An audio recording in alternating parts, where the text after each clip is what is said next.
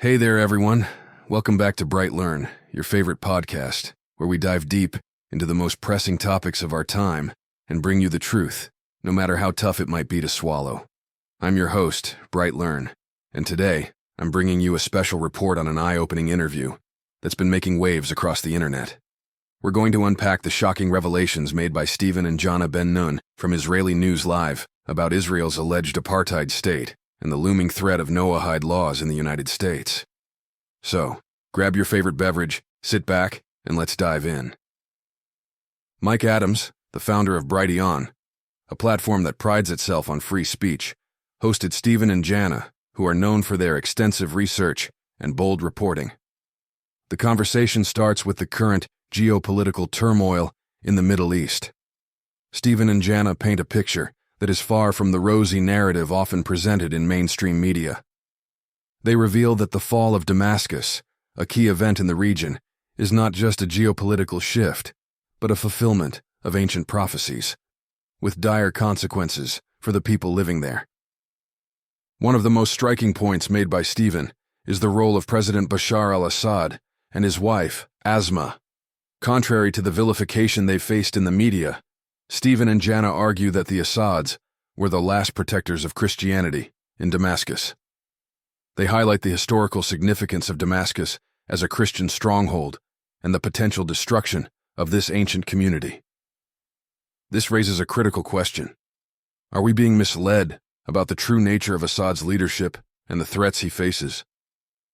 The interview then delves into the broader strategic implications of Syria's collapse. Mike and the Ben-Nuns discuss how this event could lead to a destabilized Lebanon, potentially opening the door for Israel to expand its military operations. This is part of a larger plan, they argue, outlined in the Noahide Plan of 1982, which envisions a greater Israel extending its influence across the region. But the conversation takes a darker turn when Jana introduces the concept of Noahide laws. These laws, she explains, are a set of 7 commandments that, according to Talmudic Judaism, are meant to govern non-Jews. What's alarming is that these laws are being promoted in the United States, with some politicians and governors already showing support. Jana and Steven warn that the implementation of Noahide laws could severely restrict religious freedom, particularly for Christians, who are considered idolaters under these laws.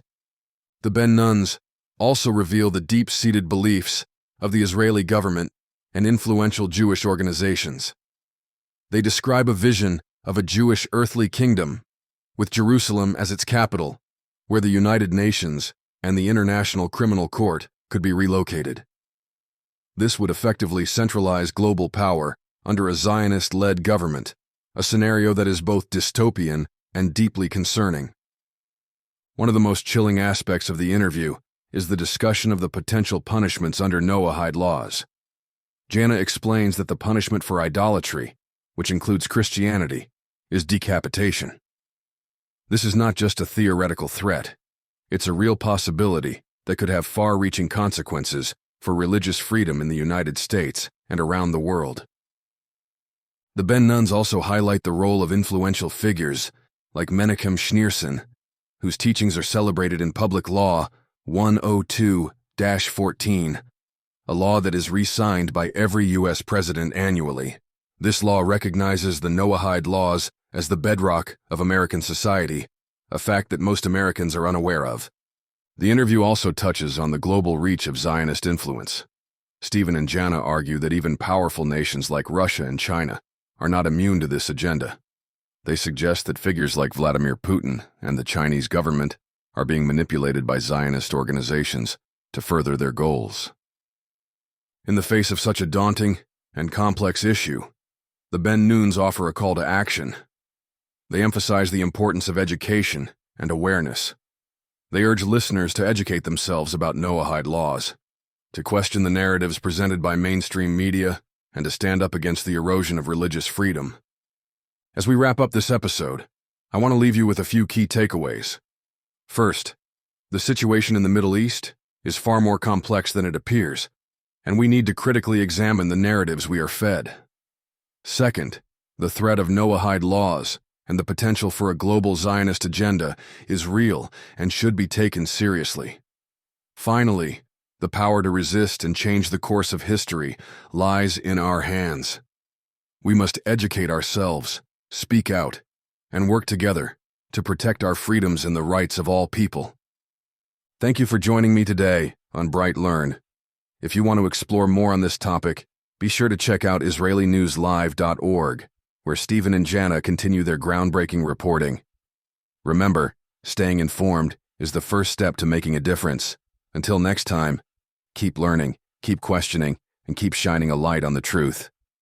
I'm BrightLearn, and this has been another thought-provoking episode. Take care, and I'll see you in the next one.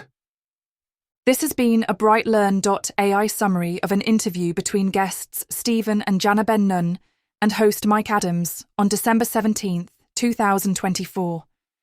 The full interview is available at BrightLearn.com, where you can also find podcasts and special reports by Mike Adams and other creators. Visit naturalnews.com for full editorial coverage of this interview and breaking news on critical stories that will keep you informed and aware of what's really going on.